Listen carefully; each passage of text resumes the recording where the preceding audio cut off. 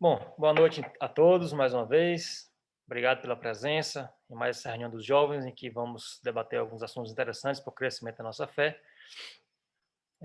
Hoje nós vamos continuar o nosso projeto de falar sobre religiões/seitas, né? São aquelas religiões diferentes, né? Com pensamentos diferentes do nosso pensamento em alguns aspectos. E como nós já falamos na reunião passada, o intuito aqui não será nunca atacar a religião de ninguém ou criticar, né, gratuitamente a religião de ninguém, e sim apontar alguns dos ensinamentos que essas religiões professam, algumas das suas crenças, fazendo ao mesmo tempo a reflexão de como isso se diferencia daquilo que nós cremos, para que possamos crer, para que possamos aumentar ou aperfeiçoar a nossa fé e reforçar em nossa mente os pontos centrais da fé cristã histórica. Então, esse é o objetivo, né, dessas reuniões, e também assim que ao nos depararmos com alguma dessas pessoas, né, do nosso dia a dia que tem essa fé diferente, a gente possa saber como argumentar, saber como falar, conhecendo a fé deles.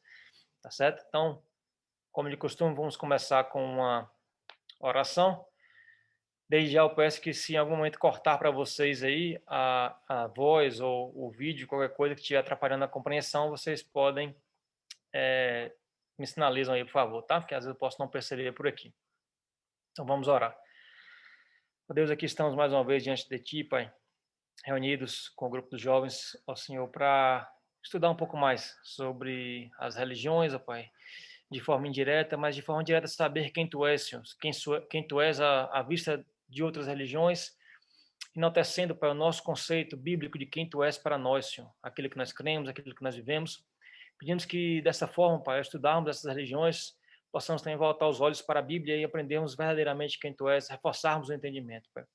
Sabemos que nenhum desse entendimento, Pai, nenhum ponto desse entendimento pode vir à tona aos nossos corações por nossos próprios esforços ou por nossa própria sabedoria, mas dependemos completamente da Tua revelação. Revelação essa, Pai, feita na Escritura, Pai, e que através do Teu Espírito, Pai, podemos ler, compreender e aplicar em nossas vidas.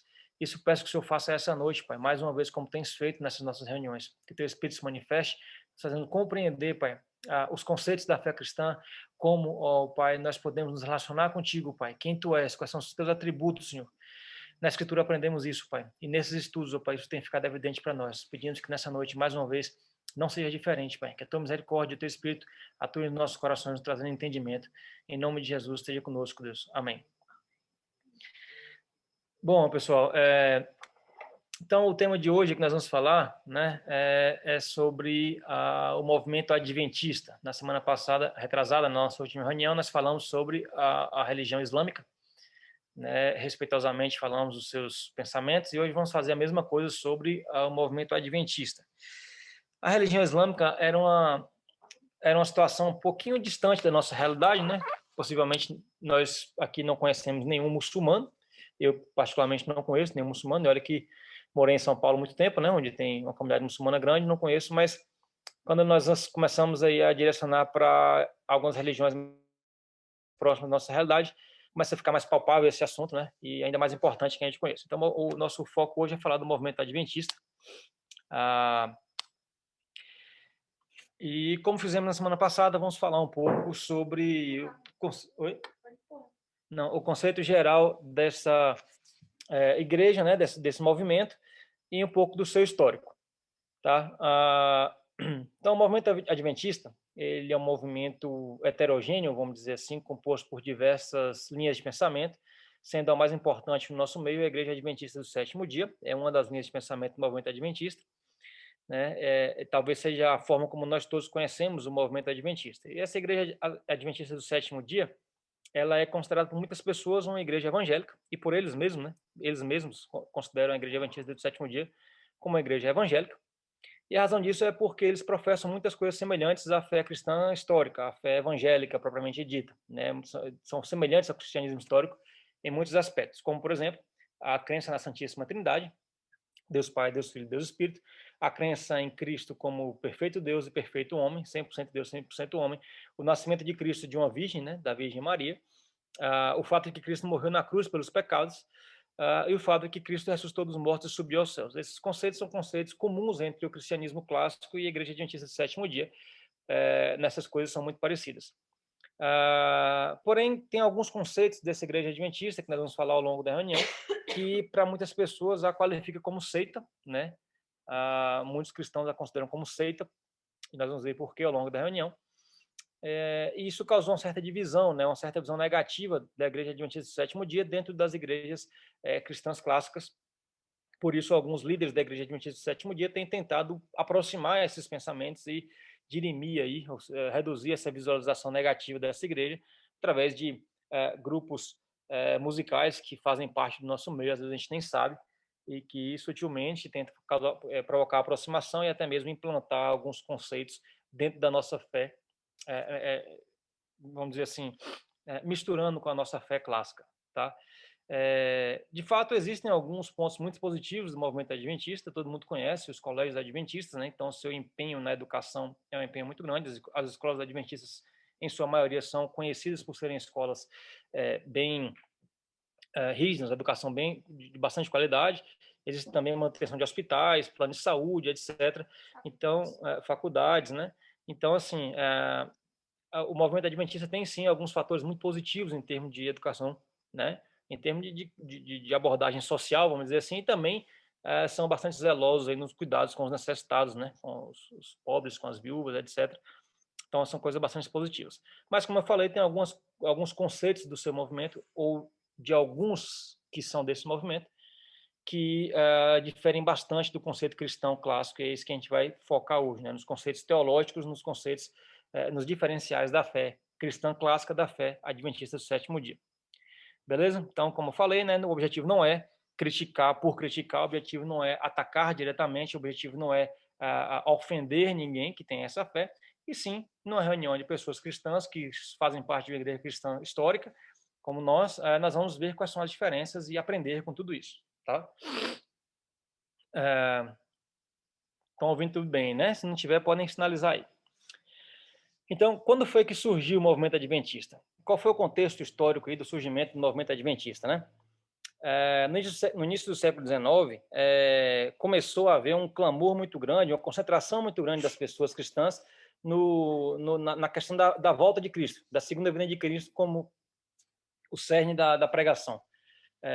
Muitas pessoas focaram nesse assunto e a maioria dos sermões passaram a ter esse assunto, né? Todo mundo começou a se concentrar nesse assunto. E, evidentemente, isso aconteceu no mundo todo, né? Mas assim, mais intensamente nos Estados Unidos.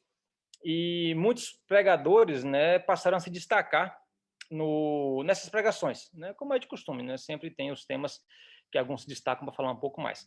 Dentre esses pastores que passaram a se destacar está um homem chamado William Miller. Ele era pastor batista de uma igreja em Nova York, um movimento pequeno que ele fazia parte. E William Miller, ele a princípio, pelo que eu pesquisei, ele não era pastor, ele era um membro de uma igreja batista pequena, mas um dia faltou um diácono na igreja que ele estava e ele foi fazer a leitura do sermão. E ao ler o sermão chamou a atenção dele algumas coisas e ele achou interessante começar a estudar a Bíblia. E dentre os livros da Bíblia, ele foi mais atraído pelo livro de Daniel e o livro de Apocalipse, né? Que são, coincidentemente ou não, dois livros que têm linguagem alegórica na sua forma de escrita, né? E chamou a atenção dele, e uma vez quando ele estava estudando Daniel, capítulo 8, versos 13 e 14, então Miller leu, né, em Daniel capítulo 8, um texto que chamou a atenção dele e levou a interpretação. Esse texto foi o seguinte, Daniel 8, 13 e 14, vou ler para vocês aqui, diz assim: depois ouvi um santo que falava, e disse outro santo àquele que falava: até quando durará a visão do sacrifício diário e da transgressão assoladora, visão na qual é entregue o santuário e o exército a fim de serem pisados? Ele me disse: até 2.300 tardes e manhãs, e o santuário então o santuário será purificado. Então ele focou principalmente nessa parte aqui, ó, até 2.300 tardes e manhãs e o santuário será purificado. Classicamente, o cristianismo histórico interpreta essa passagem como uma profecia de Daniel, alegórica, né, como eu já falei, acerca da primeira vinda de Jesus. Considerando que os judeus, né, o povo escolhido por Deus, havia se corrompido, o templo havia sido corrompido, Jesus viria, então, derramaria o teu sangue na cruz e purificaria os cristãos. E essa profecia de Daniel se refere a essa vinda de Cristo, né, para purificar o povo de Deus.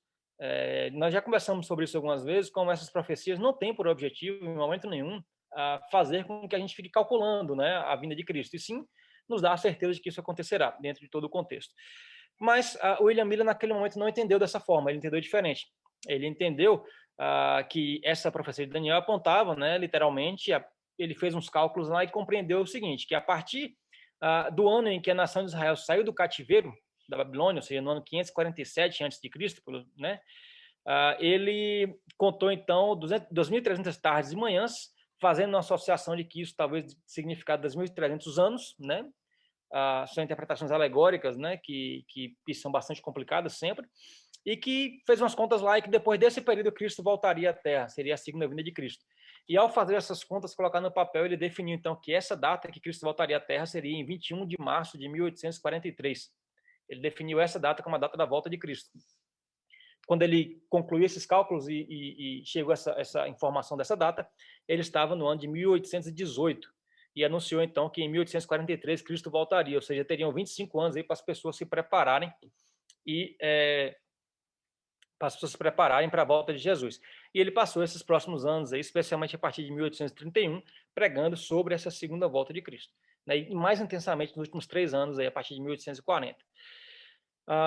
Claro que isso. Os relatos dizem como foram feitos os cálculos?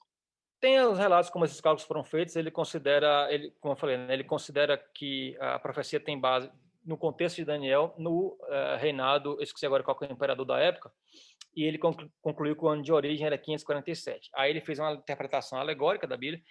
Interpretação alegórica, gente, toda vez que você pega uma coisa que não tem dizendo na Bíblia o que é, e você faz, não, isso aqui quer dizer tal coisa, é você fazer uma alegoria onde não tem.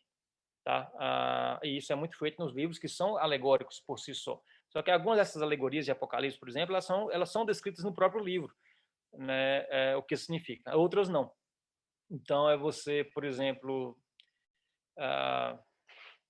alguém querer dizer que a ordem dos animais que entra na arca significa alguma coisa para os dias de hoje, sendo que a Bíblia não diz isso. Pode ser só uma coisa aleatória, entendeu? E a pessoa querer definir a doutrina baseada em interpretação alegórica causa bastante complicação. Foi isso que aconteceu aqui. Mas ele considerou que cada dia profético é considerado 1.000 anos, ou desculpa, é considerado um ano, então ele considerou que 2.300 tardes de manhã seria 2.300 anos, fez as contas e caiu aí em 1843. Tá? Imaginem vocês nesse momento, o cara faz uma profecia dizendo que isso vai acontecer, e não é de hoje que o ser humano é um ser muito místico, que especialmente o crente é um ser muito místico, que ele depende, ele quer coisas concretas, ele quer coisas calculadas, e seria muito, chamaria muita atenção, como chamou muita atenção, ele calcular a data da volta de Jesus. E já rapidamente isso gerou fervor em muitas pessoas, e ele que fazia parte de um grupo pequeno de crentes, né, em torno de 50 a 100 pessoas, em pouco tempo ele passa a representar um grupo de centenas de milhares de pessoas seguindo essas profecias dele, né, por conta dessa visão. O ser humano ter algo palpável, ter algo visível para ele, ter algo concreto, convence mais. E isso aconteceu e essas pessoas começaram a seguir, se concentrando nessa volta de Cristo em 1843. Quando chegou perto dessa data, de 1843, ali em 21 de março de 1843, as pessoas começaram então a se preparar para esse grande dia, né? Venderam suas propriedades, né? Resolveram suas coisas todas, tal. E no dia 21 de março de 1843, se prepararam. Muitos subiram nos telhados das casas, vestiram roupas brancas para esperar a volta de Jesus, e Jesus não voltou nesse dia, né? Ou seja, as pessoas esqueceram daquilo que é mais importante da fé, a parte transcendental, a parte que é o relacionamento entre Deus e os homens, independente de sinais visíveis, e se concentrou em coisas visíveis e, obviamente, foi decepcionada, né? No dia 21 de março de 1843, Jesus não voltou e essas pessoas se decepcionaram bastante. O que aconteceu depois disso? O William Miller, então, ele foi tentar descobrir o que tinha acontecido, o que ele tinha errado, né? Onde é que estava o erro, ele começou a refazer os cálculos e ele descobriu, né, quando ele refez esses cálculos, ele descobriu que tinha errado as contas em um ano, que na verdade não era 1843. E ele remarcou o evento da volta de Jesus para 21 de março de 1844, um ano depois daquilo. Naquele dia, de novo, aconteceu a mesma coisa. As pessoas se prepararam, os telhados, tiram branco, etc, etc, etc. E Jesus não voltou. Miller, então, novamente foi rever o que tinha acontecido, ele refez os cálculos e ele voltou a dizer que tinha errado nas contas e que, na verdade, a volta de Jesus não seria naquele dia, que seria, na verdade, em 22 de outubro de 1844, naquele mesmo ano. E ele marcou o dia, agora sim, dia 22 de outubro de 1844. E, mais uma vez, as pessoas se prepararam, fizeram todas aquelas coisas e Jesus não voltou naquele dia. E o que aconteceu depois disso? Será que Miller, mais uma vez, calculou? Não, finalmente Miller, com toda a sinceridade e humildade, ele confessou que havia se equivocado no seu sistema de interpretação bíblica. Ele disse que aquela interpretação não fazia sentido, não podia ser daquela forma, abandonou esse tema, nunca mais falou sobre esse assunto, né, nunca mais pregou sobre esse tipo de coisa, e esse dia ficou conhecido como a grande desilusão. Então, William Miller agiu com sinceridade. Porém, o problema foi que alguns de seus discípulos não pensaram dessa forma, não aceitaram essa derrota, vamos dizer assim, entre aspas, não aceitaram, não tiveram humildade de assumir o erro. E por mais que o idealizador de tudo isso, que era Miller, ele tenha considerado aquilo como erro, alguns de seus seguidores, eles não deixaram isso barato e falaram, não é bem assim não. Então, apesar de William Miller ter assumido, né, que havia errado, humildemente, né, pedido perdão, que tinha errado e abandonado aquele tema, alguns de seus seguidores não deixaram dessa forma e começaram a encontrar razões para os erros de Miller, né?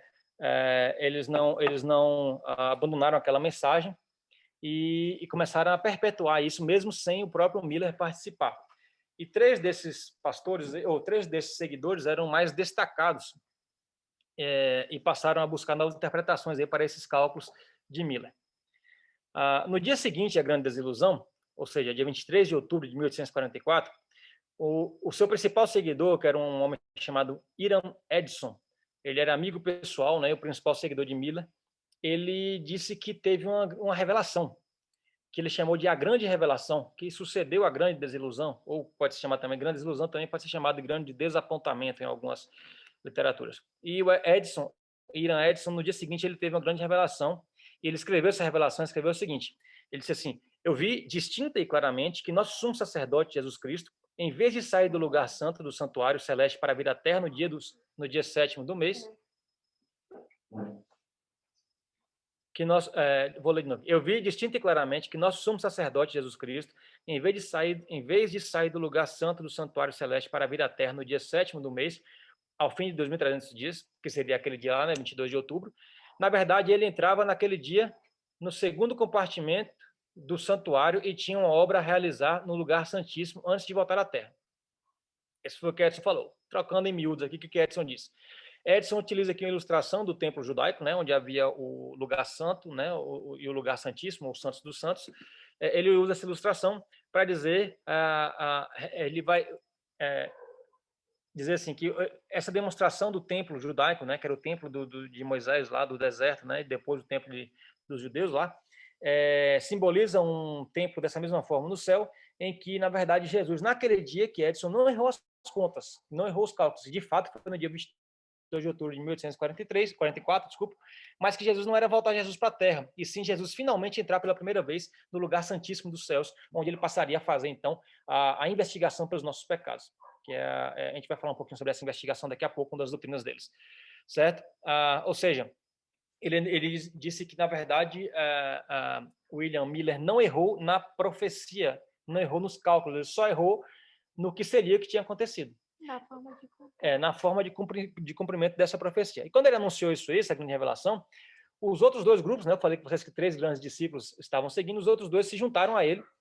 Um desses grupos era liderado por um homem chamado Joseph Bates, que era um cara que dava muita ênfase na guarda do sábado, todos eles davam ênfase na guarda do sábado, mas Bates era o que dava mais ênfase, e outro grupo que era coordenado por uma senhora chamada Ellen, nesse momento ela era solteira, né, mas eu já vou citar aqui o nome de casado dela, que é Ellen White. Ellen White passa a ser, então, uma das 3 pessoas, né, que se juntaram aí, junto com Joseph Bates e Hiram Edson, para perpetuar esses ensinamentos. Né? E enquanto que Joseph Bates dava muita ênfase na guarda do sábado, mais do que os demais, Ellen White era uma que tinha um movimento que dava muita ênfase aos dons do Espírito Santo. Com isso, com a junção dessas três pessoas, Joseph Bates, Ellen White e Hiram Edson, eles surgem o movimento adventista. O nome adventista, então, se refere ao fato de eles concentrarem os seus pensamentos no advento da vinda de Jesus, né? Nesse advento da vinda de Jesus. Portanto, o movimento adventista tem a ver com esses cálculos da vinda de Jesus na sua origem, esse nome adventista. Como eu falei no começo, esse movimento não é um movimento uniforme, né? Ele tem várias linhas diferentes de pensamento, assim como você vê Igreja Batista tal, Igreja Assembleia de Deus assim, assado, Presbiteriana assim, assado, também tem um movimento adventista com várias linhas de pensamento, dentre elas, por exemplo, Igreja Adventista da Promessa, Igreja Adventista do Pacto, e a principal delas, e mais próxima a nós, mais importante, que é a Igreja Adventista do Sétimo Dia. Nesses três grupos aí, o que mais despontou e serviu de base para a Igreja Adventista do Sétimo Dia, como hoje nós conhecemos, era o grupo que estava coordenado por Ellen White, que ela é a pessoa mais importante, vamos dizer assim, dos ensinamentos adventistas do sétimo dia. Quem era essa mulher?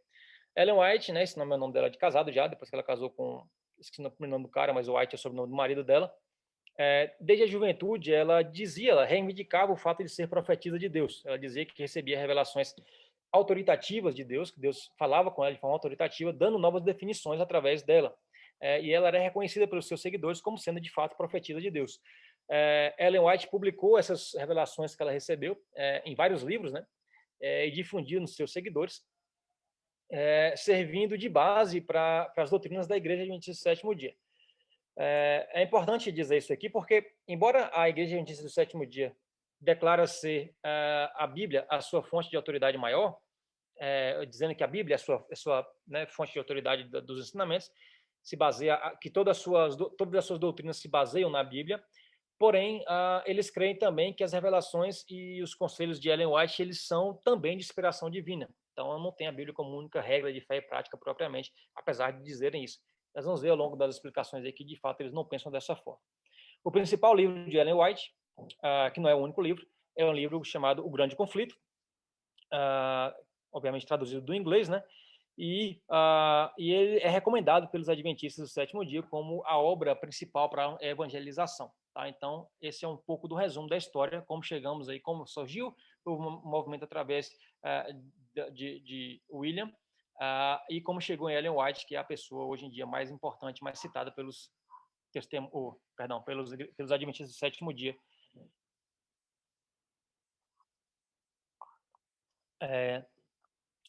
Falando um pouquinho da história, agora vamos falar na parte mais importante, que é, de fato, de onde ou quais são as doutrinas principais e conflitantes das igrejas adventistas, da Igreja Adventista do Sétimo Dia. Eu citei aqui algumas, certamente não são todas, mas algumas que vão nos ajudar a entender quais são as diferenças. E esse aqui que é a parte importante para a gente, porque entendendo essas diferenças, a gente vai, enfim, reforçar os conceitos centrais da fé cristã clássica. Tá? A primeira característica que a gente vai falar aqui é o exclusivismo. O exclusivismo, que é uma das principais características de uma seita, de qualquer seita, que seria o quê? Você entender que somente nesta igreja está a salvação, somente neste caminho está a salvação, que nós somos os únicos representantes do povo salvo de Deus. E essa é uma característica da Igreja Adventista do Sétimo Dia. Para citar aqui, a revista Adventista, uma revista oficial da Igreja do Movimento Adventista, de março de 2001, eles dizem assim, um de seus editores vai dizer: eu creio em um futuro brilhante do movimento adventista, pois não somos uma simples igreja dentre as demais. Nós somos o remanescente de Deus para o fim do tempo, ou desculpa, para o tempo do fim. No certificado de batismo da Igreja Adventista, vocês já viram batismo na nossa igreja, sempre tem aquelas perguntas que o pastor faz. Eles têm uma carta de batismo em que eles têm várias perguntas, e a pergunta de número 13 do batismo deles é a seguinte: você crê que a Igreja Adventista do Sétimo Dia é a igreja remanescente da profecia bíblica? Pessoal, lembrando que eu esqueci de falar no começo, fazendo os merecidos créditos aqui, essa pesquisa que eu estou passando para vocês, infelizmente não é uma pesquisa minha do ponto de vista de ler todos esses livros e essas revistas, eu infelizmente não tenho como fazer tudo isso, mas são pesquisas buscadas na internet de alguns pastores e alguns canais do YouTube. Em especial aqui, a maior parte disso que eu vou falar para vocês, eu praticamente transcrevi um estudo nesse assunto do pastor Augusto Nicodemos, tá? Só para fazer o crédito aqui. Então, eles vão dizer na pergunta 13 do certificado de batismo: você crê que a Igreja Adventista do Sétimo Dia é a igreja remanescente da profecia bíblica? Tem uma revista americana deles, que é uma revista muito importante, chamada The Review and Herald, do dia 12 de setembro de 1893. Olha quanto tempo. Ele diz assim: as igrejas denominacionais caídas são a Babilônia. Nós aqui, né? Nós que não somos da Igreja Adventista do Sétimo Dia. São a Babilônia, que está promovendo doutrinas venenosas, o vinho do erro que é composto de doutrinas falsas como a imortalidade da alma, o tormento eterno dos ímpios, a negação da existência de Cristo antes do seu nascimento e a defesa do primeiro dia da semana acima do santo dia de Deus, que é o sábado. Tá? Então, esse é um texto da... Então, essa pergunta é um requisito? É um requisito. Assim como na nossa igreja o pastor pergunta, né? Você crê que Jesus Cristo é o Salvador dos nossos pecados, morreu por nós? Eles perguntam que se... Tá gravando para... eles...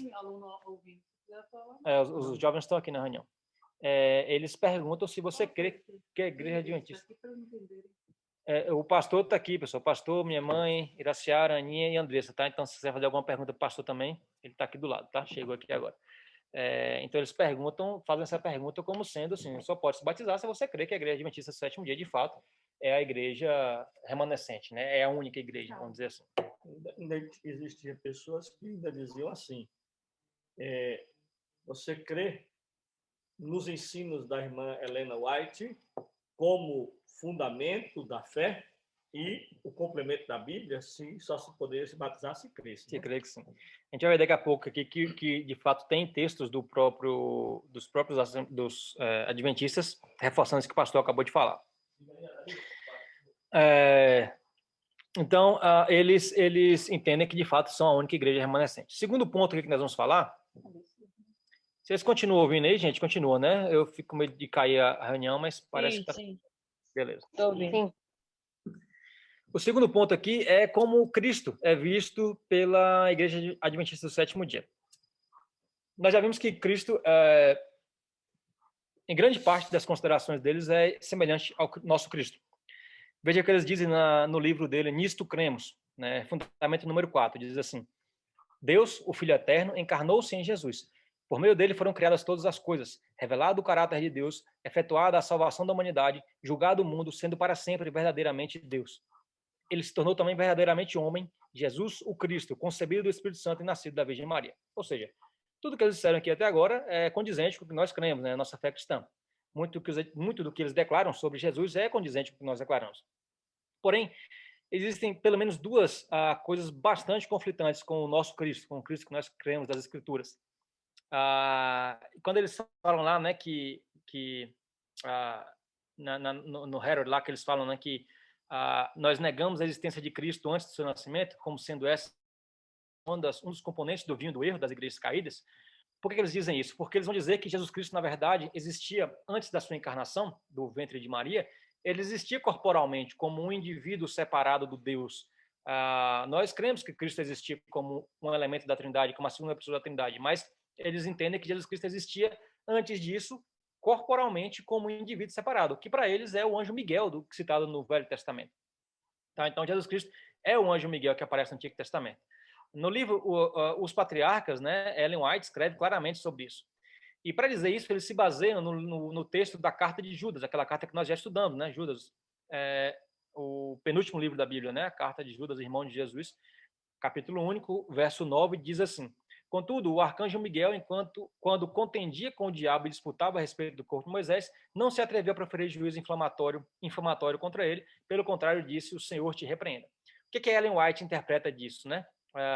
Sobre esse Miguel ser Jesus Cristo? No livro Early Writings, que é os primeiros escritos, né, do ano de 1882, ela disse assim: Moisés passou pela morte, mas Miguel veio e lhe deu vida eterna, antes que seu corpo visse a corrupção. Satanás tentou segurar o corpo, reclamando como seu, mas Miguel ressuscitou Moisés e o tomou para o céu. Satanás rebelou-se cruelmente contra Deus, acusando-o de injusto, permitindo que sua presa fosse tomada dele, mas Cristo não repreendeu seu adversário, humildemente se submeteu ao Pai, dizendo: o Senhor te repreenda. Então ele está dizendo que Cristo fez o que, na verdade, Judas escreve como Miguel que fez, né?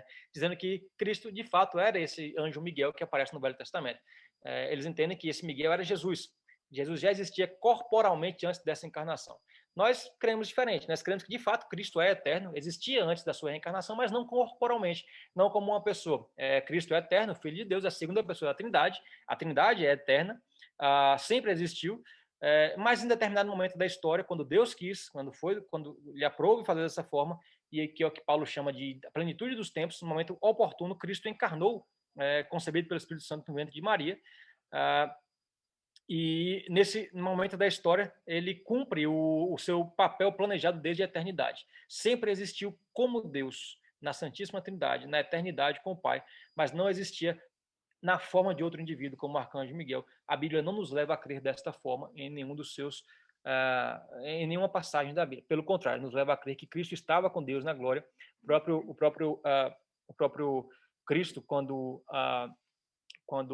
ora, né, em João 17, na oração sacerdotal, ele vai dizer, né, Pai, leva-me de volta para a glória que tinha contigo desde o início.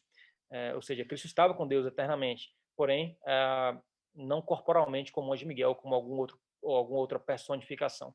Né? Até há uma citação de alguém que era um tipo de Cristo, né, no Velho Testamento, que é Melquisedeque, mas não o Cristo encarnado, né, e sim uma tipificação do próprio Cristo que haveria de surgir alguns anos depois, como nós agora conhecemos. Tá? Então, essa é a primeira diferença em relação a Cristo. E a segunda diferença em relação a Jesus, que nós pensamos diferentes deles, é que, essa aqui é mais gritante ainda, né, que ele vai dizer que Jesus assumiu natureza pecaminosa. Tá? Tem um livro deles, que é da Casa Publicadora Brasileira, que é uma casa publicadora da Igreja Adventista do Sétimo Dia no Brasil. O nome desse livro é Estudos Bíblicos. Diz assim: em sua humanidade, Cristo participou da nossa natureza pecaminosa caída. Se não fosse assim, ele não teria sido feito como seus irmãos e não poderia ter sido tentado como nós, como todos. E não venceu como temos de vencer. Portanto, ele não seria o perfeito e completo Salvador. A ideia de que Cristo foi nascido de uma mãe imaculada sem pecado, que é uma ideia que a Igreja Católica tem, né, que Maria também era sem pecado.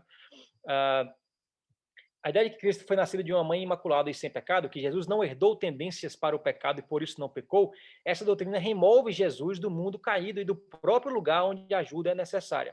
Em seu lado humano, Cristo herdou exatamente o que todo filho de Adão herda, uma natureza pecaminosa caída. É evidente que esse não é o ensino da Bíblia, né? Esse não é o ensino que nós vemos na Bíblia. Só para citar o texto de Hebreus aqui, existem vários textos que podem refutar essa ideia de que Cristo herdou a natureza pecaminosa e que teria pecado igualmente a nós. Hebreus 4,15 vai dizer assim, que Cristo foi tentado em todas as coisas, mas sem pecado. Em tudo ele foi tentado, mas não pecou. Existem várias outras passagens que vão dizer que Cristo não conheceu o pecado. Isaías 53 vai dizer que na sua boca não havia nem sequer um engano. Mas para os adventistas, o que eles pensam? Né? Para Jesus poder nos representar como Salvador, ele precisa ter sido igual a gente, inclusive nos pecados. Nesse aspecto, ele muito mais do que um Salvador, ele seria tipo assim, um exemplo de alguém que venceu, assim como nós também havemos de vencer. Seria o nosso exemplo. Porém, a perspectiva cristã histórica é exatamente o oposto disso. Se Cristo tivesse pecado, o seu sofrimento na cruz não poderia ser um sofrimento salvador para nós. Não poderia ser um sofrimento vicário, não poderia ser um sofrimento substitutivo por nós. Porque se Cristo tivesse pecado, ele estaria ali na cruz, tudo aquilo que ele passou, ele estaria pagando os seus próprios pecados. Como é que ele poderia substituir a mim, se ele tem que pagar por ele mesmo? A grande razão de a gente crer em Cristo como santo e sem pecado é porque, se ele não pecou, todo o sofrimento que ele teve, inclusive a sua morte, é fruto do meu pecado e do seu pecado. E isso só pode ser válido se ele não tiver pecado dele para pagar. Porque se ele tiver pecado dele para pagar, não tem como ele pagar pelos meus, ele tem que pagar pelos dele, né? Ele estaria condenado à morte. Então, se o salário do pecado é a morte, e se Cristo pecou, a sua morte pagaria o seu pecado. Mas como Cristo não pecou, o seu sofrimento e a sua morte não pagaram o pecado dele, mas sim o meu pecado. Por isso que aos Gálatas, Paulo vai escrever que Cristo foi feito maldição por nós, porque ele carregou os meus pecados. A maldição que deveria cair sobre mim, caiu sobre ele substitutivamente, porque ele não tinha por que receber qualquer maldição sobre ele, visto que não tinha pecado, certo? Então, Jesus Cristo somente pode me representar e o seu sangue só pode se aplicar à minha purificação se ele for perfeito, sem pecado. Se a gente, em qualquer momento, considerar que Cristo talvez tenha cometido algum pecado, toda a doutrina cristã cai por terra, perde completamente o sentido. Tá? Então, não tem como a gente considerar uma igreja, um pensamento como esse da Igreja Adventista, um pensamento biblicamente respaldado, ou sequer que faça parte de um conceito cristão, visto que coloca Cristo como um pecador igualmente a gente. Certo? Tranquilo? Todos os nossos estudos sobre religião, a gente sempre vai questionar isso aqui agora, que é o próximo ponto, que é qual é a fonte de autoridade. Por que isso? Porque toda a fonte de autoridade das igrejas cristãs clássicas é a Bíblia Sagrada e ponto final. Só isso. tá? Essa é a única fonte de autoridade. Tudo que se tem para conhecer sobre Deus está na Bíblia Sagrada. Não há outras fontes que a gente considera como completamente inspiradas por Deus e inerrantes, a não ser a Bíblia Sagrada. Isso não é o que acontece na Igreja Adventista, no movimento adventista, especialmente aqui a Igreja Adventista do Sétimo Dia, que é a igreja que considera os ensinamentos da senhora Ellen White. O autor adventista Arnaldo Cristiani, ele escreveu um livro chamado Sutileza do Erro. Ele escreveu assim, desse livro consta o seguinte texto: o espírito de profecia é aquele que, segundo as Escrituras, a par com a guarda dos mandamentos de Deus, é a característica da igreja remanescente. Esse dom consiste primeiramente em dar ao povo mensagens diretas e específicas. Os testemunhos orais ou escritos da senhora Ellen White preenchem este requisito tanto no fundo quanto na forma. Tudo quanto ela disse e escreveu foi puro e elevado, cientificamente correto e profeticamente exato.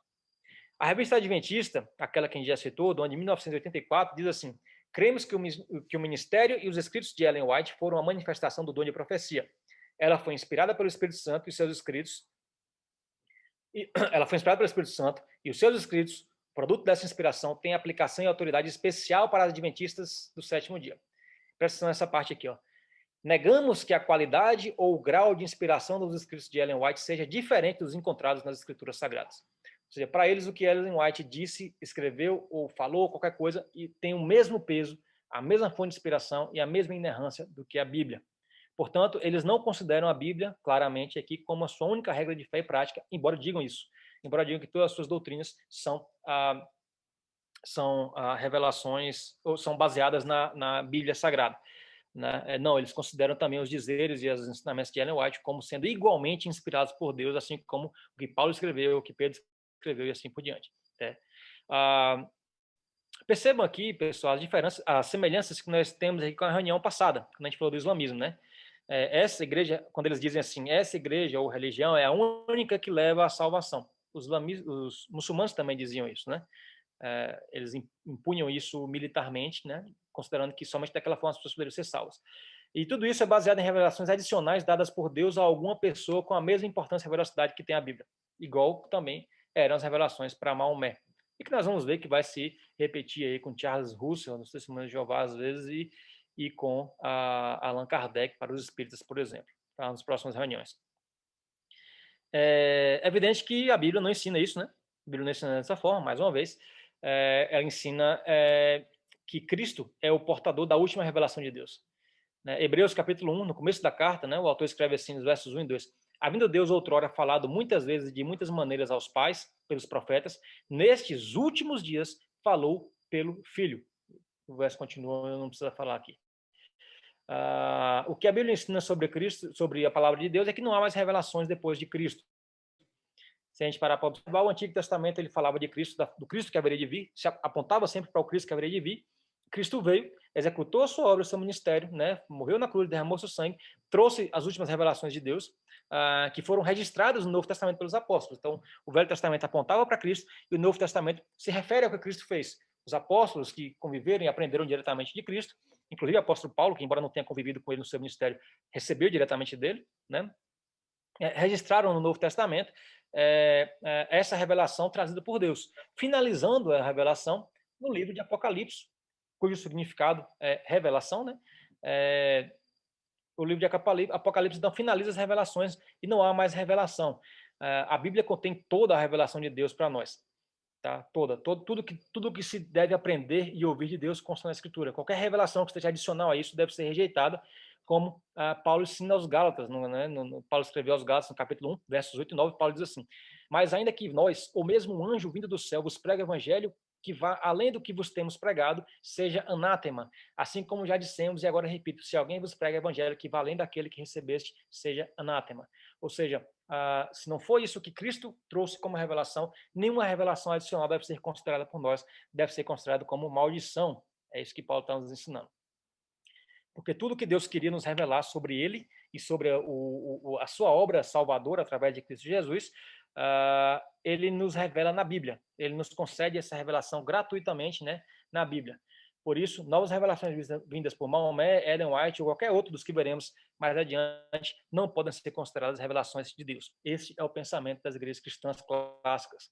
Por isso que eu digo para vocês que, ao analisarmos essas religiões, é importante porque a gente se depara e revisa e reforça em nosso pensamento quais são os conceitos clássicos da igreja cristã, desde os pais da igreja. Dúvidas? Comentários? Não? Estou falando rápido demais porque eu estou preocupado para não ficar muito demorado. Bom, quarto ponto aqui, então, bastante importante, que é a salvação. Como ocorre a salvação? Bom, a Igreja Adventista do Sétimo Dia, ela declara que a salvação ela é dada por Deus de graça, pela graça, né? Semelhantemente ao que nós falamos. Só que muitos dos seus escritos, eles contradizem isso daí, né? Tem um cara que eu estava pesquisando, um site que eu estava pesquisando, que ele diz assim, né, que a característica de uma seita é que a escritura contradiz a seita e a seita se contradiz em algum momento. E é o que a gente acontece aqui, né? Embora eles digam que a salvação é pela graça, dada por Deus, às vezes eles são bastante contraditórios. No livro Testimonies for the Church, que significa Testemunhos para a Igreja, de Ellen White, livro de Ellen White, ela escreve assim: Deus não pode salvar o homem contra a sua vontade. O homem deve trabalhar com o seu poder, ajudado pelo dever de Cristo, para resistir e conquistar para si mesmo a perfeição. O homem deve fazer a sua parte. Em outra parte do mesmo livro, ela escreve assim: cada membro do corpo deve sentir que a salvação da sua própria alma depende dos seus próprios esforços individuais. Veja, não é Cristo, é o do homem.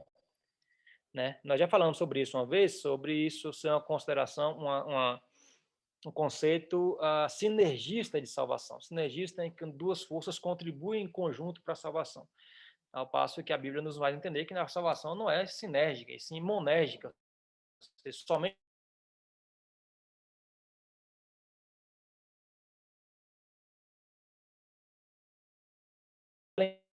tá? Ela ficou instável aqui a conexão. Estão ouvindo, pessoal? Cortou? Eu estou escutando. Cortou Deu uma alguma... cortadinha, mas eu tô ouvindo, tô ouvindo. Beleza, então. Então, no mesmo livro, Testimonies for the Church, entra aqui a questão do sábado, né? Como a participação do homem em conquistar a sua salvação. Ela vai dizer assim: devemos a cada sábado fazer um balanço para verificar se a semana finda nos trouxe lucro ou prejuízo espiritual. Santificar o sábado ao Senhor importa em salvação eterna. Tá? Ou seja, santificar o sábado é o que é fundamental para a salvação. É isso que ela quer dizer. No outro livro dela, que é aquele que é o mais importante que eu falei, que é o Grande Conflito, ela vai dizer assim: o sábado será a pedra de toque da lealdade, pois é o ponto da verdade especialmente controvertido. Quando sobrevier aos homens a prova final, será traçada a linha divisória entre os que servem a Deus e os que não servem. Aqui dizendo que a característica dos que servem a Deus é guardar o sábado. Um outro livro dela, no livro chamado Christ Object Lessons, que seria o objeto das lições de Cristo, ela vai dizer assim: aqueles que aceitarem o Salvador, embora sinceros em sua conversão, nunca devem... Aqui é a parte que ela fala sobre a certeza da salvação, né? Aqueles que aceitarem o Salvador, embora sinceros em sua conversão, nunca deveriam ser ensinados a dizer ou sentir que estão salvos. Isto é enganoso. Porém, assim, se a gente pensar do ponto de vista sinergista, que eu falei, né, que duas forças contribuem, que a salvação ela tem a ver com o esforço humano ajudado pela obra de Cristo, é isso que ela fala, né? É coerente você dizer que o homem não pode ter certeza da sua salvação. Porque o homem ele vai ser salvo pela vida que ele leva. Então é coerente você dizer que ele não é salvo, que ele não tem certeza da sua salvação. Na verdade, o mais coerente seria dizer que o homem tem certeza que não vai ser salvo, porque se depender do homem em algum aspecto, certamente ele não vai conseguir. Essa é a constatação que qualquer um de nós tem numa análise sincera e real sobre o seu comportamento. Cada um de nós vai ver que não é capaz de se salvar por seus próprios esforços. Né? Então, desse aspecto, que faz parte aqui, no caso do conceito sinergista, que inclusive é o pensamento oficial da Igreja Católica, tá? Diga-se de passagem, é impossível que o homem tenha certeza da sua salvação. E esse conceito, infelizmente, contamina em grande parte as igrejas evangélicas, porque entendem que a salvação depende do que eu estou fazendo hoje. Quer depender da hora que Cristo voltar, do que eu estiver fazendo, eu vou perder minha salvação, eu não vou estar apto a ser salvo. Só que, do ponto de vista bíblico, eu nunca estarei apto a ser salvo, por minhas próprias ações. Mas, na verdade, quando Cristo me salva na cruz, paga pelos meus pecados, Paulo escreve aos Colossenses que ele rasga todo o escrito de dívida, não é uma parte dos escritos de dívida.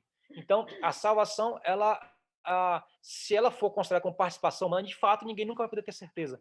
Mas aqui que está o problema. Quando Ellen White apresenta a salvação como sendo algo que tem participação e responsabilidade humana, então ela, de fato, fala aos seus fiéis de que eles não podem ter certeza dessa salvação. Até porque a gente é salvo pela graça, né? E a graça não é merecível. Não é merecida, exatamente. Mas aí que está a controvérsia, porque ela fala que a gente é salvo pela graça, mas ao mesmo tempo ela fala que o dever de Cristo nos ajuda, que o homem é salvo pelo que ele faz. Bastante complicado isso daí. A Bíblia, né, ao contrário disso aí, ela nos ensina que a salvação é totalmente feita por Deus, do início ao fim, puramente pela graça, não por qualquer obra humana, e que Cristo, né, através do Espírito Santo, garante a nossa herança. Só para citar alguns versos aqui, Romanos capítulo 9, verso 16, Paulo escreve assim: assim, pois, não depende de quem quer ou de quem corre. Assim, pois, não depende de quem quer ou de quem corre, mas de usar Deus a sua misericórdia. Em outras traduções vai dizer assim, não depende de esforço de quem quer, tá? Mas sim de usar Deus a sua misericórdia. Filipenses capítulo 1, verso 6 vai dizer, estou plenamente certo de que aquele que começou a boa obra em vós, há de completá-la até o dia de Cristo Jesus. O mesmo que começou é quem vai completar, e ele vai fazer isso, tá? Efésios 2, capítulo 8. Desculpa, Efésios capítulo 2, verso 8. Porque pela graça sois salvos, mediante a fé, e isso não vem de vós, é dom de Deus, não de obras, para que ninguém se glorie. Não depende do que a gente faz, depende do que Deus fez em Cristo Jesus. Efésios, ainda capítulo 1, versos 11 a 14. Nele, Cristo, digo, no qual fomos também feitos herança, predestinados segundo o propósito daquele que faz todas as coisas conforme o conselho da sua vontade, a fim de sermos para o louvor da sua glória. Nós, os que de antemão esperávamos em Cristo, aquele falando dos judeus, né? Em quem também vós, agora falando também dos gentios, depois que ouvistes a palavra da verdade, o evangelho da vossa salvação, tendo nele também crido, fostes selados com o Espírito Santo da promessa, o qual é o penhor da nossa herança. Ou, em outras traduções, é a garantia da nossa herança, até o resgate da sua propriedade em louvor da sua glória. Mais um texto que Paulo nos leva a crer, nos ensina que a salvação é totalmente dada por Deus, de graça, e garante a nossa salvação, dos salvos, né? Não são todas as pessoas. Primeira carta de João, capítulo 5, versos 10 a 13, bastante forte também o texto, vai dizer assim, aquele que crê no Filho de Deus tem em si o testemunho, ele tem em si o testemunho. Aquele que não dá crédito a Deus o faz mentiroso, porque não crê no testemunho que Deus dá acerca do seu Filho.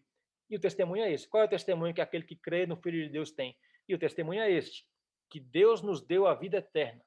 Ele já nos deu a vida eterna. E esta vida está no seu Filho. Aquele que tem o Filho tem a vida. Aquele que não tem o Filho não tem a vida.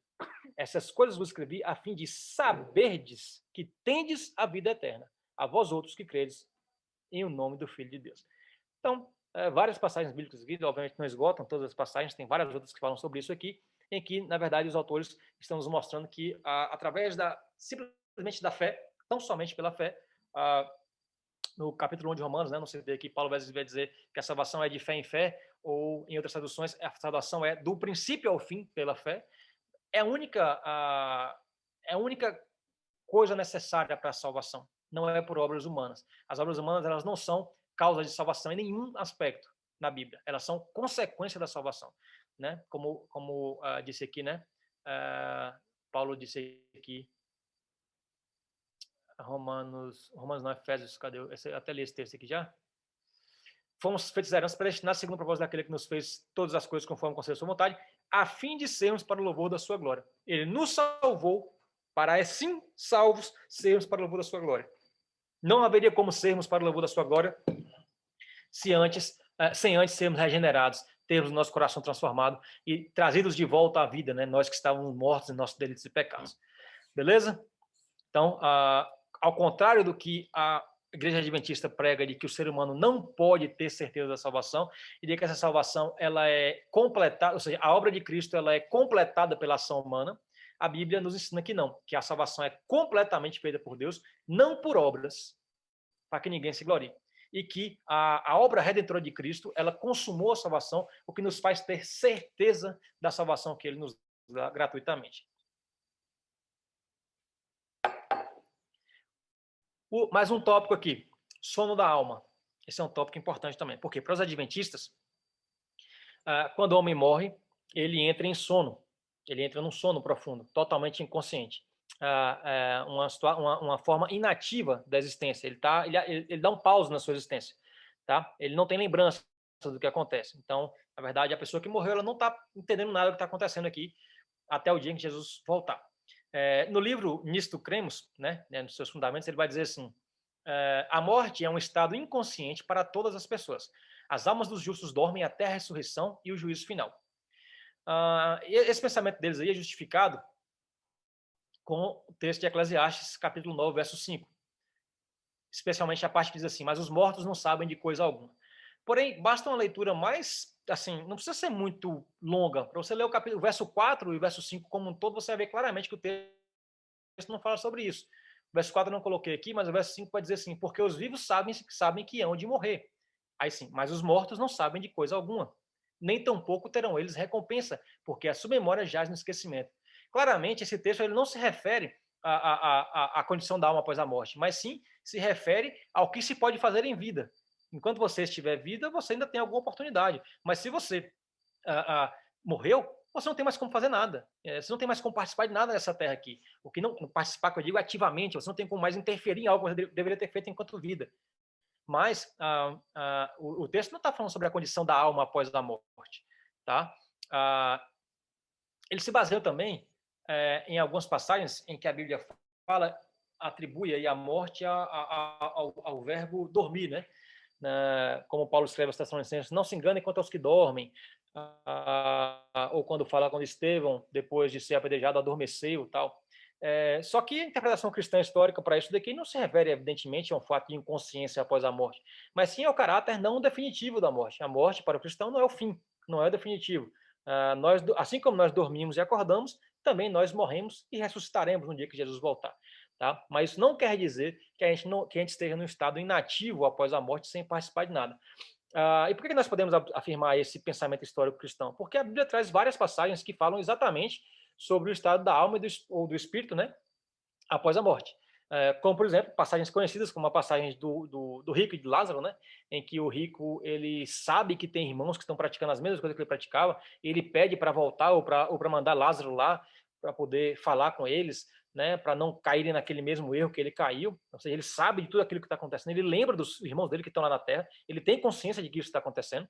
Ou como, por exemplo, o texto de Apocalipse, em que os mártires cristãos, né, aqueles que tiveram sangue derramado por perseguição ao cristianismo, eles, lá no Apocalipse capítulo 16, na abertura do 5º selo, eles reivindicam o seu sangue, né? Até quando não julgará ou não vingará o nosso sangue que foi derramado pela terra sobre esses ímpios, tal, pedindo aí o juízo de Deus sobre os ímpios. Ou seja, eles lembram que isso aconteceu. Eles sabem que morreram por perseguição ao cristianismo. Eles têm consciência disso, né? O texto de Hebreus que fala cita os heróis da fé e falam que eles são grande número de testemunhas sobre o que nós estamos fazendo aqui nos dias de hoje, tal, né? O texto de Eclesiastes aqui, capítulo 12, verso 7, claramente vai dizer, e o pó volte à terra como era, e o espírito volte a Deus que o deu. O espírito não entra em pausa, ele volta para Deus, e Deus então vai definir para onde cada um vai depois. Mateus capítulo 10, verso 28, não temais os que matam o corpo e não podem matar a alma, temei antes aqueles que podem fazer perecer no inferno tanto a alma como o corpo. A alma, ela não fica sonolenta, né? Ela está ativa, seja já desfrutando das bênçãos de Deus, embora não corporalmente, né? Essa é a diferença, porque a última etapa, que é a glorificação, ainda não aconteceu, mas ela não está inativa. Que mais? Paulo escreve aos Filipenses, né? Nós já estudamos sobre isso, capítulo 1 de Filipenses, prefiro morrer e estar com Cristo, o que é muito melhor. Se Paulo fosse morrer e fosse ficar num estado de inconsciência, não faz sentido o que ele está falando. E também não faria sentido o que Cristo falou para o ladrão na cruz, ainda hoje estará comigo no paraíso. Ou seja, várias passagens bíblicas, aqui são só algumas, que mostram como, na verdade, a atividade e a consciência da alma, nós morremos e sabemos o que aconteceu, lembramos de tudo tal, portanto, essa não é uma doutrina apóstata, como Ellen White escreve nos seus livros, dizendo que nós somos apóstatas por professarmos esses pensamentos. Mais um tópico aqui, tá mais ou menos chegando perto do fim já. Satanás, esse aqui é um tema bastante polêmico, né, da Igreja Adventista do Sétimo Dia. Satanás levará sobre si os nossos pecados. Estranho, né? Satanás levará sobre si os nossos pecados. No livro O Grande Conflito, Ellen White escreve assim. Antes de falar isso aqui,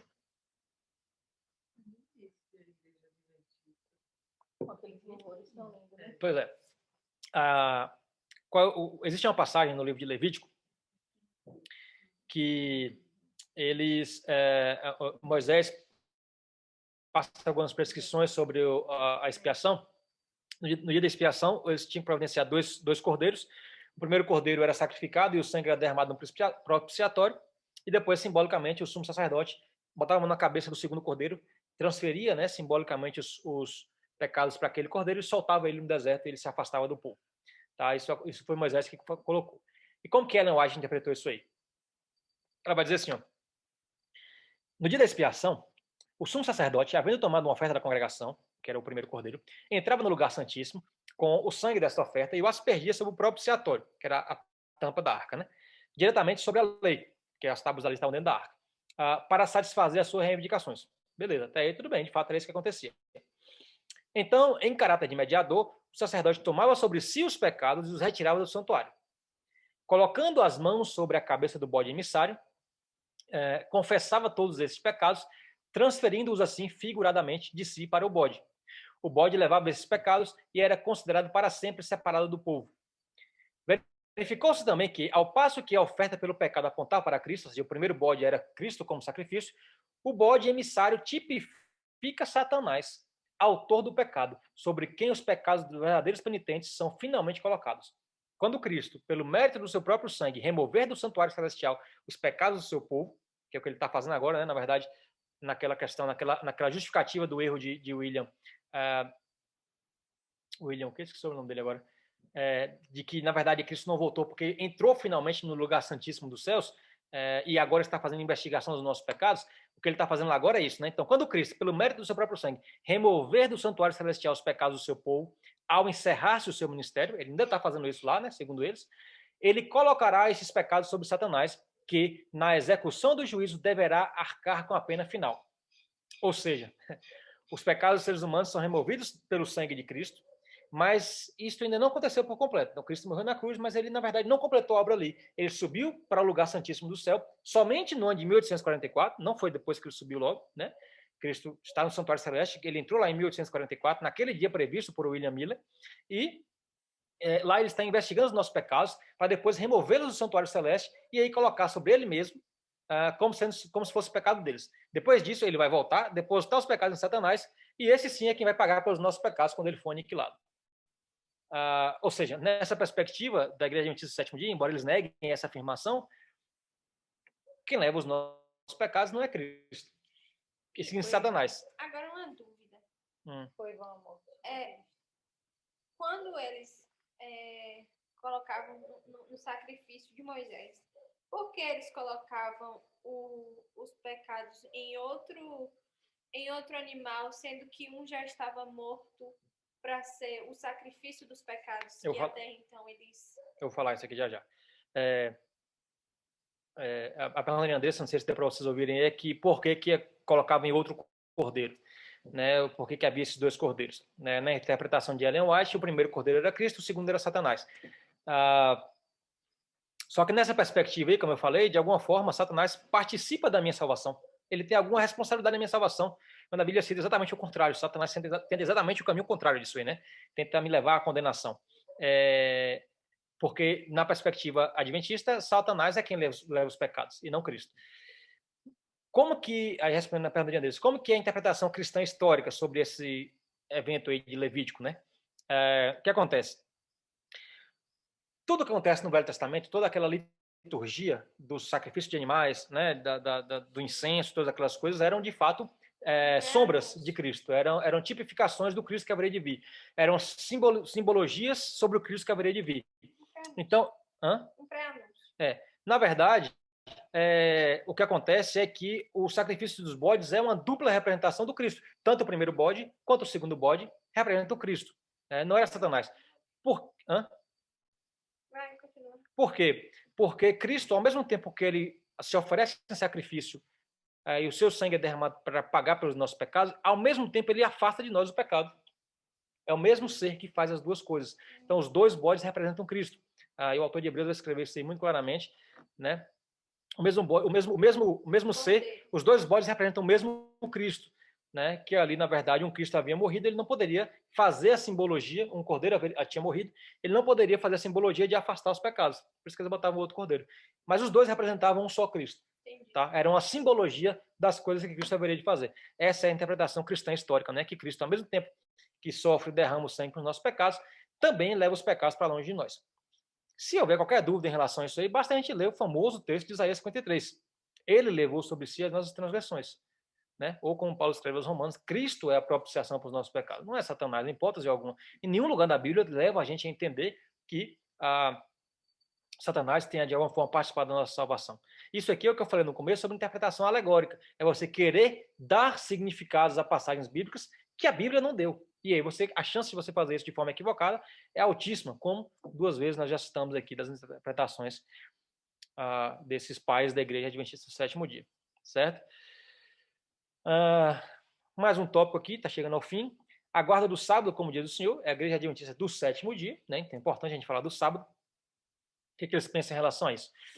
No livro Testimonies for the Church, né, que é os Testemunhos para a Igreja, de Ellen White, ela vai escrever assim: a lei da observância do primeiro dia da semana é produto de uma cristandade apóstata. Aqui ela está falando que a lei da observância do domingo, que é o primeiro dia da semana, é produto de uma cristandade apóstata, ou seja, guardar o domingo é apostasia. E eles entendem que isso, na verdade, só existiu no século IV depois de Cristo, quando o imperador Constantino, enfim, decretou que seria a guarda do domingo, né? Só que o Novo Testamento e vários escritos anteriores ao século IV nos mostram que, na verdade, o domingo já era guardado pelos cristãos há muito tempo atrás, muito tempo antes de Constantino. E nós aprendemos também no Novo Testamento que o sábado ele não deve ser idolatrado como uma divindade, como um dia, como se fosse como se fosse um próprio Deus. Lá em Marcos capítulo 2, versos 27 e 28, vai dizer que, na verdade, Jesus é o Senhor do sábado. E até o sábado se submete a Jesus. E que o sábado foi feito para o homem, não o homem para o sábado. Né? De fato, existe um mandamento, o 4º mandamento, se não estiver enganado, que vai dizer sobre guardar o sábado. Né? Mas o mandamento de guardar o sábado ele não se refere a uma idolatria a este dia, como se esse dia fosse especificamente poderoso, vamos dizer assim. Na verdade, o mandamento ele se refere ao fato de que o homem deve ter um dia de descanso e que esse dia deve ser dedicado ao Senhor. Tá? Por que a gente pode dizer isso? Porque o próprio Cristo ressignificou isso nos evangelhos. Ele mostra lá como algumas passagens acontecem, né?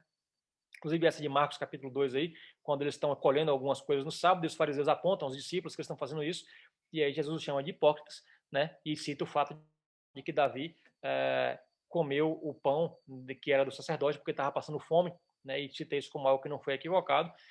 Da mesma forma, ele vai citar depois que alguém que tiver um boi cair no buraco não vai salvar porque é sábado, né? Que na verdade eles entenderam tudo isso muito errado, idolatrando o sábado. E na verdade o objetivo não é esse, o objetivo é que o homem tenha um dia de descanso, que ele trabalhe 6 dias, descanse 1 e dedique esse dia ao Senhor. Mas o cristianismo mudou isso para o domingo. O cristianismo moderno, nós sabemos que mudou isso para o domingo. E por que nós mudamos isso para o domingo, né? Quais são as razões? São várias razões, né, que a igreja considera a partir de então que o domingo passa a ser o seu dia do Senhor. Por que era o sábado? Não, por que era o sábado? Deus criou o mundo em 6 dias e no 7º descansou. Porém, o que aconteceu no Novo Testamento? Vamos lá. Jesus ressuscitou em um domingo. No mesmo domingo que ele ressuscitou, o domingo passa a ser, domingo que é o primeiro dia da semana, passa a ser o produto, o dia de manifestação do Senhor, vamos dizer assim. Ele manifesta-se 5 vezes nesse mesmo dia que ele ressuscitou, no domingo, e mais uma outra vez no domingo seguinte. O Espírito Santo foi derramado no dia de Pentecostes, que era um domingo. No livro de Atos, no capítulo 20, no verso 7, vai dizer como os primeiros cristãos já se reuniam aos domingos para celebrar a Santa Ceia. Alguns escritos primitivos, como os escritos de Barnabé, que era um discípulo aí, um dos discípulos, não dos apóstolos, né, não dos 12, mas um dos discípulos, companheiro de Paulo em algumas viagens, ele vai dizer no ano 100, ele vai dizer assim: nós celebramos o primeiro dia com regozijo, no qual Jesus ressuscitou dos mortos e, após ter aparecido, subiu aos céus. Outro escrito do ano 107, ou seja, muito antes daquela declaração de Constantino, né? Por que eu estou dizendo isso? Porque Ellen White disse que é uma apostasia porque os cristãos se submeteram à declaração do imperador ao mudar o dia de reunião. Mas, na verdade, não mudaram nisso aí. No ano 107, Inácio de Antioquia, ele vai dizer assim, um dos pais da igreja, né, vai dizer: não mais observamos o sábado, vivemos na observância do dia do Senhor, o qual também nossa vida, no dia do Senhor, no qual também nossa vida reviveu por ele e por sua morte. Justino Marte, né, que é um outro teólogo do ano 145, escreveu assim: nós nos reunimos aos domingos porque é o primeiro dia da semana no qual Deus formou o mundo e porque Jesus Cristo, nosso Salvador, nesse dia ressuscitou dos mortos. Com isso entendemos, aqui agora não mais Justino, né? É uma conclusão minha aqui. Com isso nós entendemos que o princípio estabelecido é de que o homem trabalha 6 dias e descansa um. Este que descansamos é o dia do descanso do Senhor Jesus, quando ele entrou na sua glória após a sua ressurreição. Por isso que nós também descansamos no domingo, né? Ou seja, nós não consideramos o sábado como um ídolo, né? Um dia especial no sentido de que... Para colocar o sábado seria o dia de descanso, no sentido que no 7º dia da formação do mundo, Deus descansou. Sim, mas aí é isso que ele está falando, que eles entendem como sendo deveria ser o sábado dia de descanso. Mas, na verdade, se submeteram ao sábado como uma divindade, como uma idolatria. Os judeus já faziam isso e os adventistas perpetuam esse pensamento aí. Quando Jesus combateu bastante esse pensamento nos evangelhos. E o fato de não ser sábado, mas ser domingo, seria uma nova interpretação da igreja sobre um novo... Tipo assim, aí eu estava pensando um pouquinho sobre o que Ellen White falou. Ela diz assim: ao final da semana, no último dia, no sábado, todo ser humano deveria fazer uma análise sobre a semana passada, semana que passou, e tentar entender se foi proveitoso ou não. Numa perspectiva de que, ao final do que o homem fez, se vê um resultado. Na perspectiva nova, porque era o último dia, né? Na perspectiva nova, sendo o primeiro dia da semana, assim, o domingo, o que acontece? Tudo começa com o que Cristo fez. A nossa semana segue-se ao que Cristo fez. A nossa vida segue-se ao que Cristo fez. Portanto, não é mais o fim, e sim o começo de tudo. Por isso trocamos o sábado pelo domingo. Essa é a interpretação que eu tive aqui de acordo com essas explicações que nós encontramos na pesquisa aqui. Beleza? Mais um tópico aqui. Prometo que estamos chegando perto do fim, só falta uma página e meia. Sério? Não só falta uma página e meia. Isso aí está na metade da página. Não, então. Uma página. O 8º tópico aqui, que é o tópico do julgamento investigativo. Esse é um tópico importante, eu citei um pouco dele para vocês. O que é o julgamento investigativo? Lembrem que eles calcularam lá, né, no dia 22 de outubro de 1844, como o dia que Jesus voltaria. Porém, Jesus não voltou. Aí, William Miller, ele confessou que estava errado, abandonou esse pensamento, mas os discípulos dele não. Os discípulos dele entenderam assim: não, nós vamos deixar isso, vamos tentar encontrar uma razão para isso, né? Vamos dizer assim. E aí, Hiram Edson disse que recebeu no dia seguinte, no dia 23 de outubro, uma revelação do que de fato aconteceu. Olha, o William não errou no cálculo. O que ele errou foi o que aconteceria. Na verdade, Jesus não voltou, mas Jesus, em 1844, aí no livro Grande Conflito vai dizer assim: o Grande Conflito, o livro de Ellen White, né? Tem um livro falando que eles erraram? Não. O Grande Conflito tem um escrito de William Miller. Sim. Eu vou ler daqui a pouco aqui. O Grande Conflito diz assim: em 1844, Cristo entrou no mais santo lugar do santuário celestial, né, fazendo aquela comparação do santuário do templo de Moisés e do templo dos judeus com o templo celestial, que finalmente, somente nesse dia, em 1844, Cristo enfim entrou no lugar santíssimo. Então, em 1844, Cristo entrou no mais santo lugar do santuário celestial para terminar o trabalho de expiação, preparatório para a sua vinda. Assistido por anjos celestiais, nosso grande sumo sacerdote entra no lugar santíssimo e ali comparece à presença de Deus, a fim de se entregar aos últimos atos de seu ministério em prol do homem, a saber, realizar a obra do juízo de investigação e fazer expiação por todos os que se verificarem com direito aos benefícios da mesma. Ou seja, Cristo, ele morreu lá no domingo, né, ressuscitou, subiu ao céu, mas somente após 1844 anos foi que ele entrou no lugar santíssimo para, enfim, completar a sua obra, né?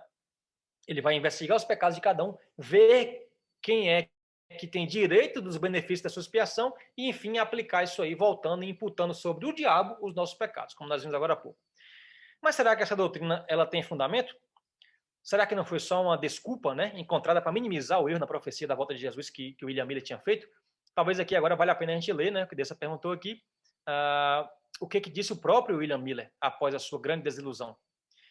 Ele disse assim, eu achei isso aqui num relato da internet, tá, pessoal? Não encontrei o texto em si, mas foi um pastor que pregou e eu achei que faz sentido. Ele diz assim, na passagem do tempo divulgado, isso o William Miller falando, né? Na passagem do tempo divulgado, eu reconheci meu desapontamento.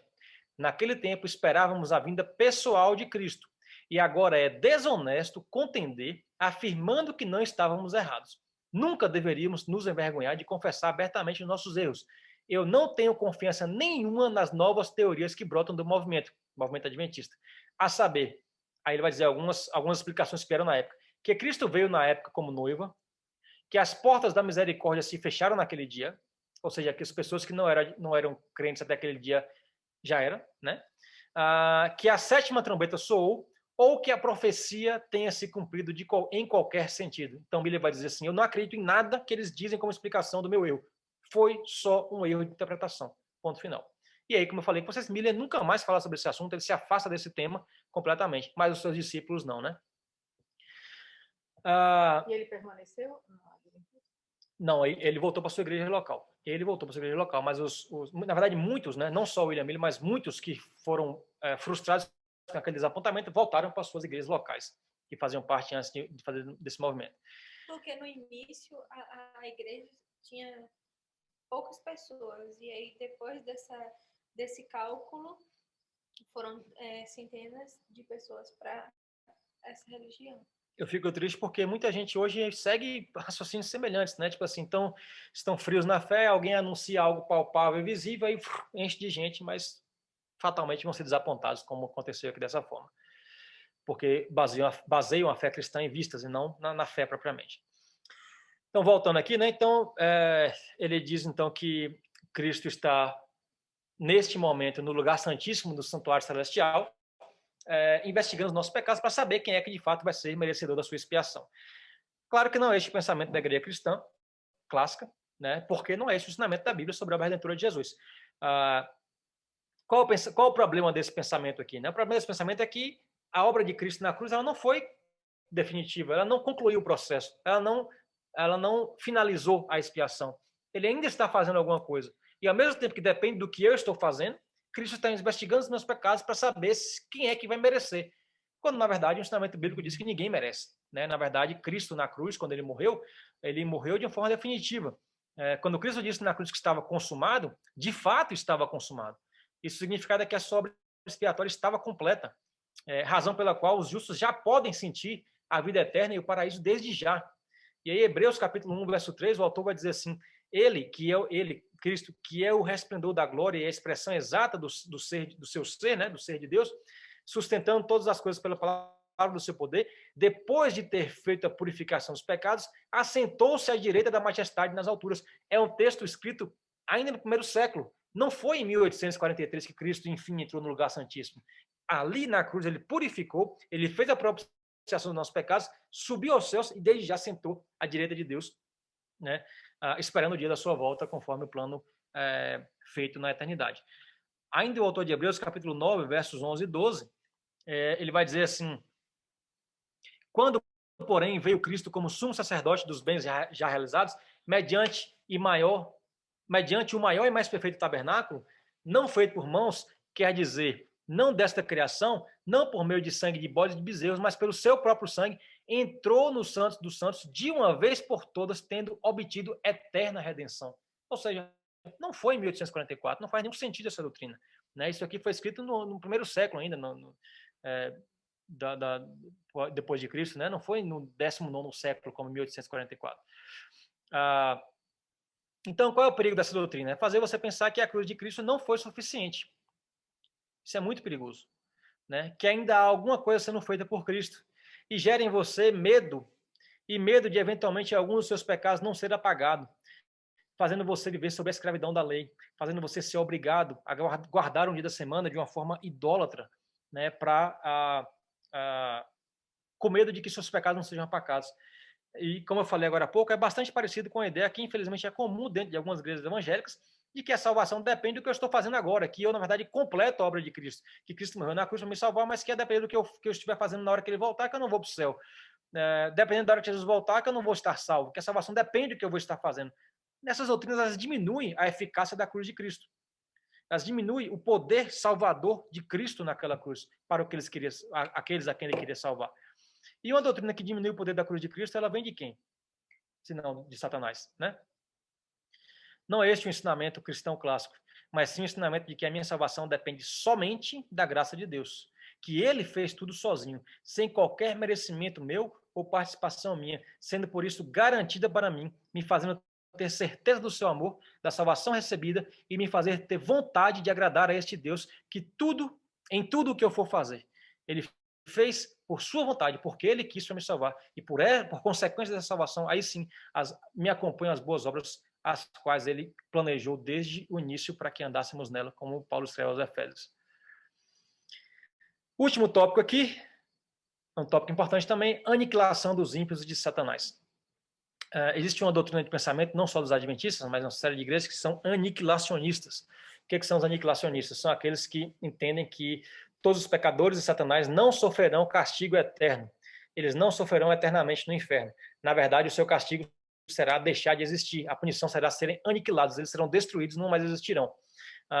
Os adventistas, então, eles não creem no castigo eterno no inferno.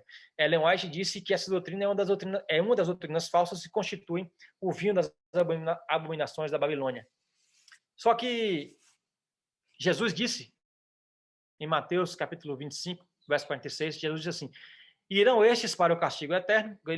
Depois que ele fala, né, do grande julgamento, ele fala lá que separa ovelhas à direita e tal, ele vai dizer para os salvos, né, irão estes para o castigo eterno, porém os justos para a vida eterna. Então, irão estes para o castigo eterno, porém os justos para a vida eterna. A palavra que Deus usa, que Jesus usa aqui para falar sobre a eternidade e a duração do castigo, e a eternidade e a duração das bênçãos, é a mesma palavra, em grego, que seria aionios. Ele usa a mesma palavra para falar, né? E em outros lugares ele vai falar sobre o fogo, que é eterno, que é um fogo que não se apaga, e é um lugar onde o verme não morre. São alguns dos termos usados pelo próprio Jesus, né, que é quem mais fala sobre isso na Bíblia, sobre a eternidade do castigo. Então, relativizar o castigo do inferno é perigosíssimo, porque essa não foi a estratégia de Jesus, essa não foi a forma como Jesus pregou. Jesus, na verdade, pregou claramente sobre a realidade, a triste realidade do inferno, a realidade e a eternidade do inferno como o castigo dos ímpios. Se a gente não entender o impacto e o tamanho desse castigo, de onde a gente está sendo livrado por Cristo, a gente não vai entender nunca o tamanho desse amor que ele teve por nós. Certo? Então, esses são alguns dos pontos aí de divergência, né, entre os adventistas e os evangélicos do cristianismo clássico. Como já disse, né, não podemos generalizar, nem todos os componentes do movimento adventista como um todo, né, que é um movimento heterogêneo, acreditam em tudo isso. Mas os adventistas do sétimo dia que se concentram nos escritos de Ellen White, eles pensam essas coisas.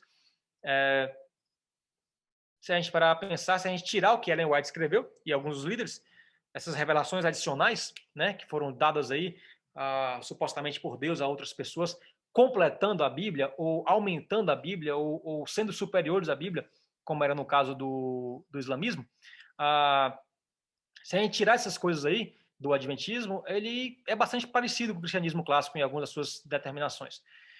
Porém, sempre que nós nos apoiamos em novas revelações sobre a natureza de Deus, isso vale também para as igrejas evangélicas, nós vamos chegar lá em alguns dos nossos estudos, ou melhor, que se dizem evangélicas, né?